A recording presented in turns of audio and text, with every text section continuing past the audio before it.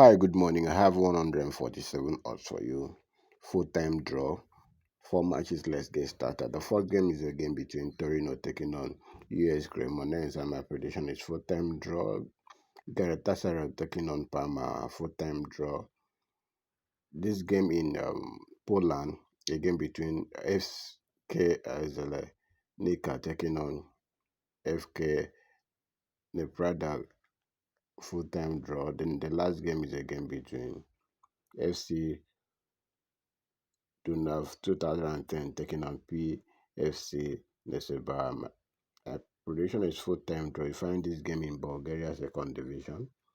This is the booking code for those people using Sportybet. If you are not using Sportybet, go ahead and select this game in your own local bookie.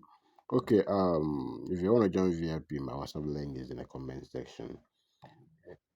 Kindly share and hit the like button. So Facebook and YouTube will recommend this video to others. Thank you so much.